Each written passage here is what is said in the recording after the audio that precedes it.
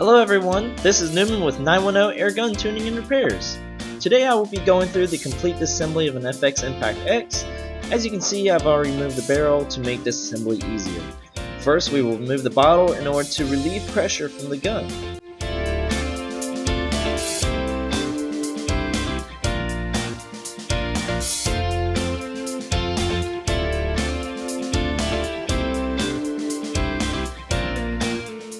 After the bottle is off, then we can use a 22mm open-end wrench to remove the bottle gauge.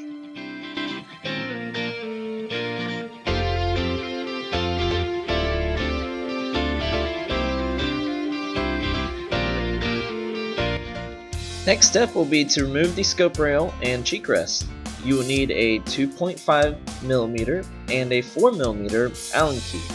I recommend a small electric drill with a 2.5mm Allen bit to speed up the process, such as what I'm using today. It is very important you do not strip the screws anywhere throughout the gun, as it is very difficult to remove stripped screws without damaging the rest of the gun. After the scope rail and cheek rest are off and out of the way, we can remove the guide plate, which is essentially the backbone of the gun. There are 12 screws to remove, so we're going to fast forward. Before you remove the guide plate, be sure there's no pressure left on the regulator.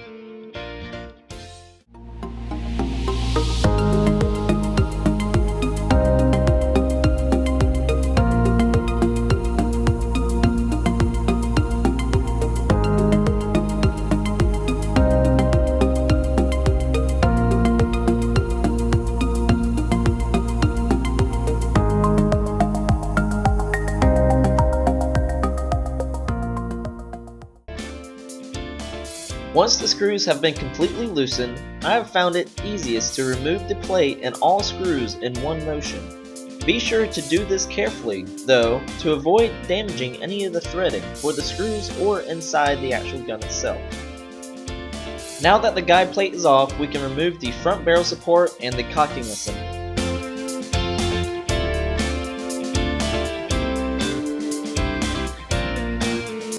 Next, we will turn the gun over to remove the shoulder pad assembly. I do not dismantle the shoulder pad assembly in this video, but I can certainly make a video demonstrating this if it is requested. By the way, we are still using the 2.5mm Allen bit for this. Next section we are removing is the rear block. This block not only holds the valve housing, but it also provides the serial number for your gun. I am unscrewing the valve housing from the valve tube so that we can move it with the rear block all as one piece.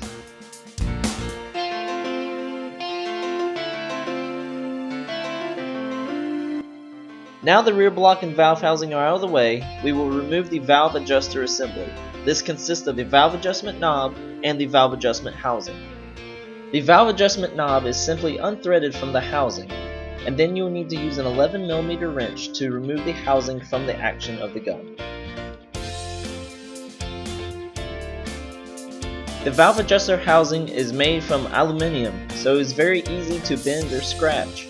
Be very careful while removing this piece from the rifle because it is very easily damaged.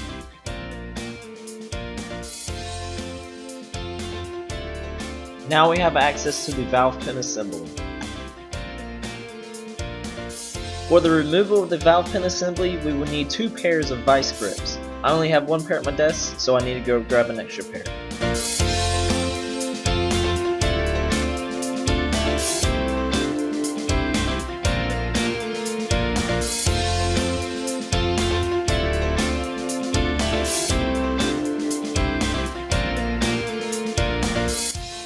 Now we can remove the valve pin assembly, which first we have to remove the hammer seat in order to get the valve pin and valve rod out of the gun. We will attach one vice grip to the rod to prevent it from spinning, and then the other vice grip to the hammer seat in order to break it free from the threading.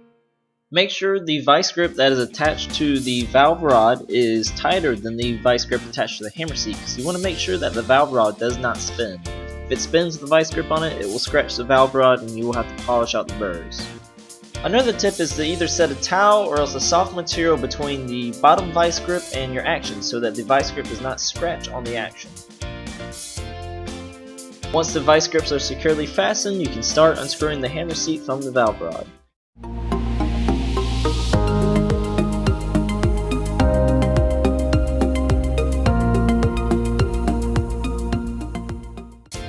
Now the hammer seat has been removed. The C3 bumper had already been damaged on this gun. The center of the O-ring had split off from the rest of the O-ring, so we're going to remove that and just actually go ahead and replace that.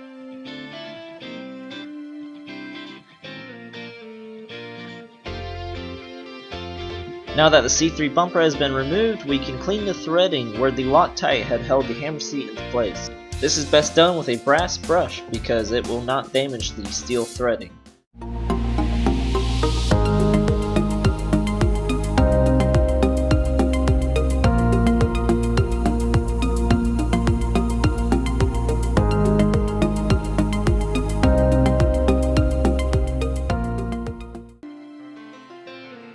The valve pin assembly is now free to remove.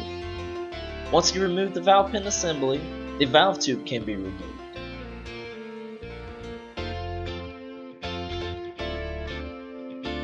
For this, you will need a strong 4mm Allen key such as we used on the scope rail. If you'd like a video showing the disassembly of the valve tube, please let me know and I will provide.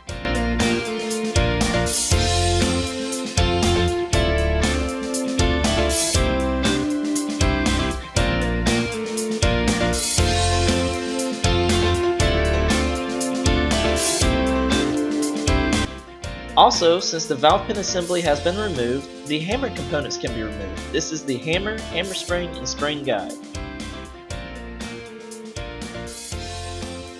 Next, the rear barrel support can be removed. We are still using the 2.5mm Allen bit in order to remove the screw here. The block also holds the cocking lever with a pin, so that can be removed as well. You will need a pair of vice grips most likely to remove that pin, but sometimes it is a little loose.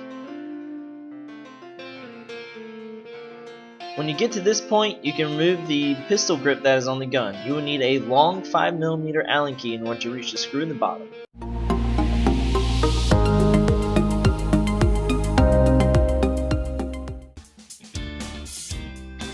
Now onto the internal parts of the action. First, we will remove the trigger guard with our 2.5mm Allen bit.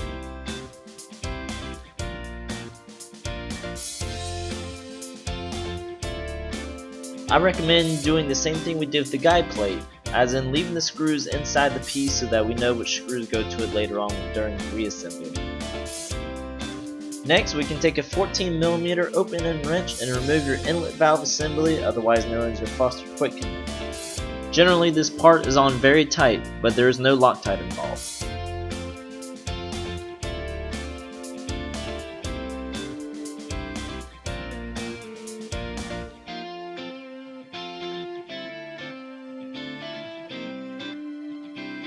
Next, we can use a 2mm Allen key to remove the screw on the side of the action.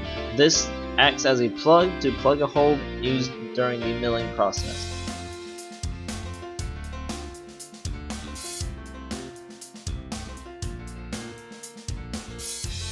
After this, we can remove the X-ring that normally sits underneath the bottle gauge. This helps seal the bottle gauge to prevent leaking from that area. Use a simple stainless steel dental tool in order to remove this. Be sure not to damage O-rings when using tools such as this, as if you stab an O-ring, it can cause it to leak. Now on the other side of the action, we can use that 2mm Allen key again to remove both screws for the plate that protects the trigger and also the screw that holds on the power wheel.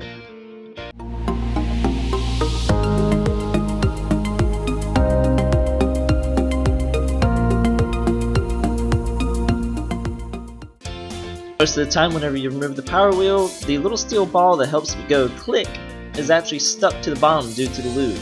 Be sure to check for this and do not lose this ball. Also, there is a small spring inside the action that you will need to remove. Be sure not to lose that part either.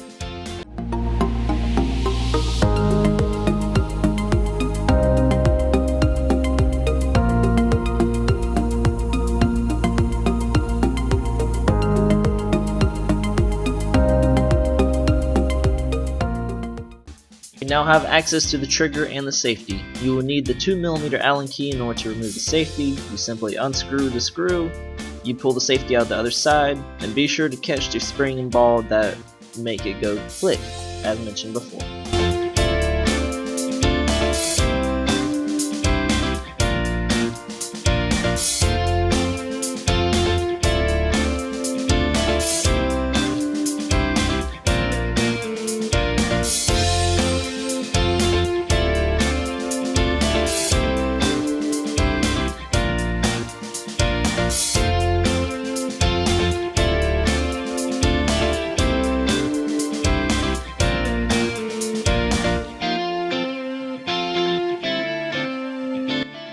Before we work on the trigger, I wanted to remove the part that's called the brass adapter. This is actually your brass plug that plugs a hole inside the action from the milling process. You can remove this part with your 2.5mm Allen bit. There's another one of these brass adapters underneath the bottle adapter on the other side of the action. You have to remove the bottle adapter in order to get to the brass plug.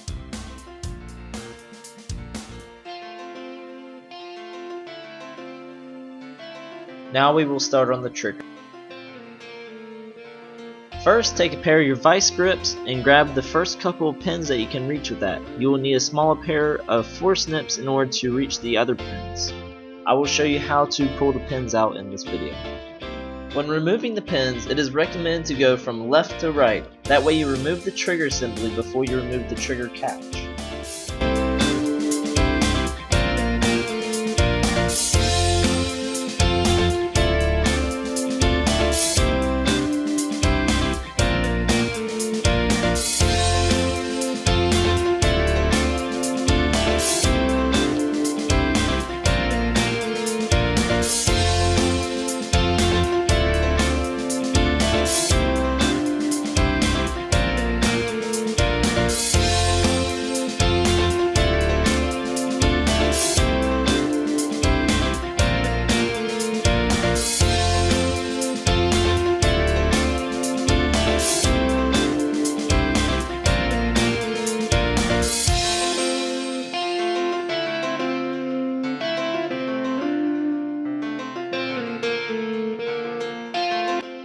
Moving on to the next step, we are removing the bottle adapter.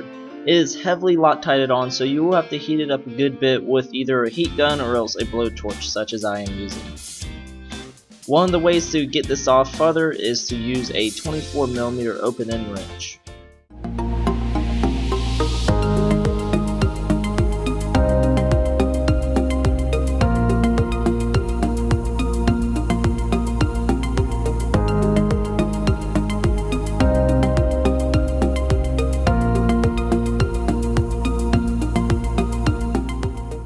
I recommend actually a 24mm deep socket ratchet.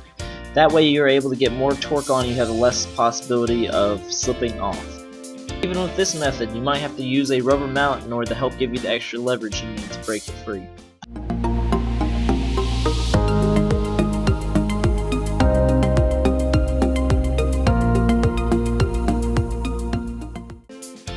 Now that the bottle adapter is gone, we can finally remove that second brass adapter, or otherwise known as a brass plug. We're now going to remove the other portion of the hammer assembly, the hammer spring tensioner. We will need an L-shaped 1.5mm Allen key in order to remove the tension screw.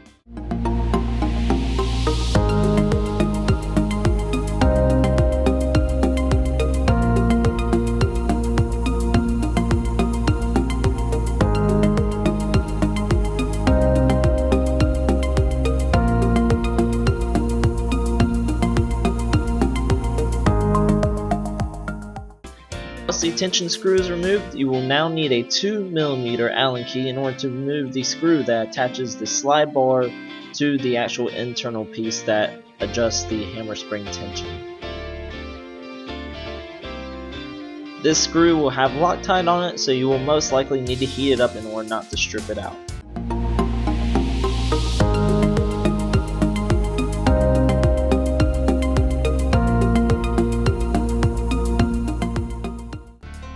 Always remember, when using a blowtorch or heat gun or any other source of heat on a project, to not touch the hot parts or else you can very easily burn yourself.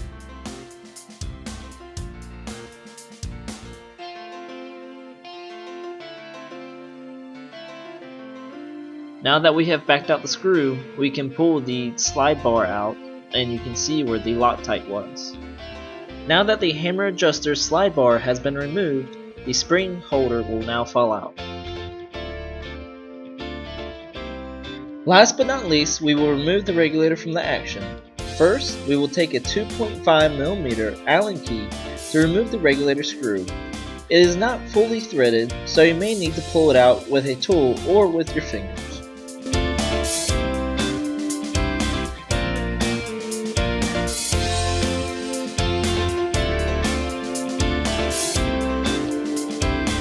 Then we will use a 5mm Allen key to remove the regulator housing.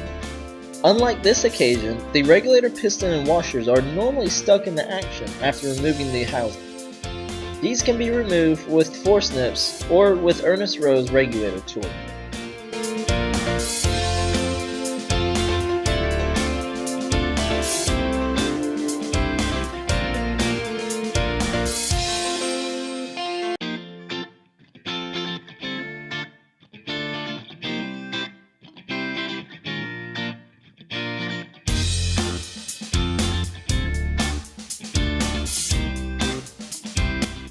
Now the regulator is removed. A good idea is to always check the regulator bore after removing the regulator to make sure there's no debris left inside, such as maybe broken O-rings or dirt.